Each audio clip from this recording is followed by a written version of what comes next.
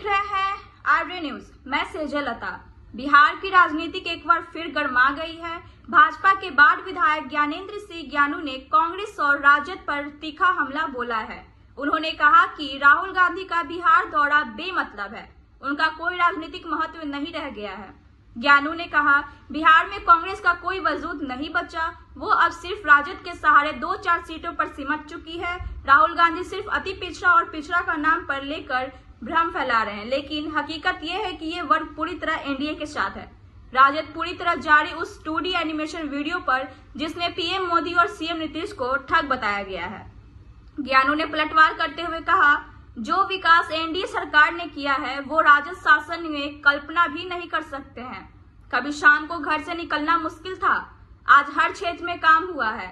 सड़क, बिजली, पुल, पुलिया, हॉस्पिटल, स्कूल, हर मोर्चे तक तरक्की हुई है। उन्होंने तेजस्वी यादव को घेरा और कहा कि अपने कार्यकर्ता का हिसाब देने के बजाय आज भी सिर्फ 15 साल पुरानी बातें कर रहे हैं। आगे क्या कुछ उन्होंने कहा, आप सुनिए। नालंदा जाएंगे तो उनका कोई अब महत्व रह नहीं गया। अब वो अपने ये से भटक गए हैं। अब कांग्रेस वगैरह कुछ है नहीं, बिहार में कुछ भी नहीं है। बिहार में कांग्रेस का कोई अस्तित्व है नहीं। राजद के सहारे 2-4 गो सीट जीत ले तो जीत ले, राजद के सहारे अपनी उनकी कोई अस्तित्व नहीं है। अपना समय बर्बाद कर रहे हैं बिहार में। पिछड़ा को साधने की कोशिश लगातार कर रहे हैं, घूम रहे हैं। उतना दिन से कभी कुछ नहीं। पहले तो आरक्षण के विरोध में बोलते थे वो, आरक्षण के विरोध में बोलने के बाद अब अति पिछड़ा कर रहे हैं तो कौन मानेगा। अति पिछड़ा तो सब मैक्सिमम सब एनडीए के साथ है, उनके साथ कौन जाएगा। उनके साथ जो वोट बैंक था वो तो अपर कास्ट और ये सब तो कब का छोड़ दिया उनको। तब अति पिछड़ा और ये जाने का उनका कहाँ प्रश्न पैदा होता है। और आरजेडी ने एक वीडियो रिलीज किया है और उसमें साफ साफ दिखाया है कि किस तरह से एनडीए के लोग बिहार की जनता को ठग। देखिए, बिहार एनडीए के शासन में जो काम हुआ, क्या हम लोग कल्पना करते हैं उस समय का, जब लालू जी का शासन था उस समय का कल्पना करते हैं तो सिहर जाता है आदमी। कोई शाम के बाद अंधेरा में निकलना नहीं। हमारे बच्चे स्कूल जाते थे तो हम लोग बस से खड़ा रहते थे, घंटा लेने के लिए खड़ा रहते थे, इंतज़ार करते थे। कहीं सड़कें नहीं थी। हमको ख्याल है हम मेरी गाड़ी से नीतीश जी, जॉर्ज साहब और सब जा रहे थे, ये परसा जा रहे थे। तो हम लोग गाड़ी मेरी थी, उसमें दिन में गाड़ी में वैपर चलाना पड़ रहा था, पानी के लिए नहीं, धूल हटाने के लिए वैपर चलाना पड़ रहा था।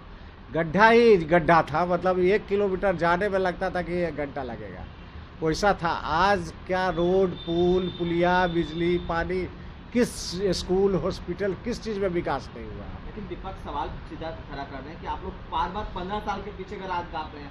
अपने शासनकाल में क्या क्या किया वो बताइए। अपने काल में तो बतला ही रहे हैं। अपने काल में तो सब लोग बतला रहे हैं कि आप चाहे तो रोड के क्षेत्र में देख लीजिए, पुल पुलिया के क्षेत्र में देख लीजिए, बिजली के नामो निशान नहीं था, जो बिजली के क्षेत्र में देख लीजिए, हॉस्पिटल देख लीजिए, स्कूल देख लीजिए, सब में तो काफ़ी काम हुआ है।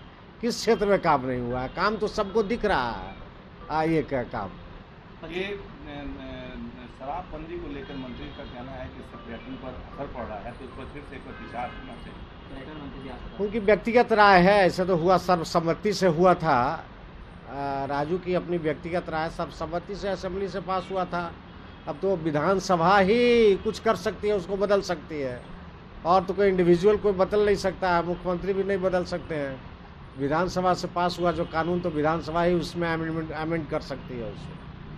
25 का चुनाव है सर, और जिस तरह से विपक्ष लगातार एक्टिव नजर आ रही है, तेजस्वी यादव बाढ़ क्षेत्रों के लिए क्या कह सकती, बाढ़ में आपके चुनाव के देखिए, तेजस्वी जी कहाँ एक्टिव हो रहा है? खाली पटने में एक्टिव रह रहे हैं।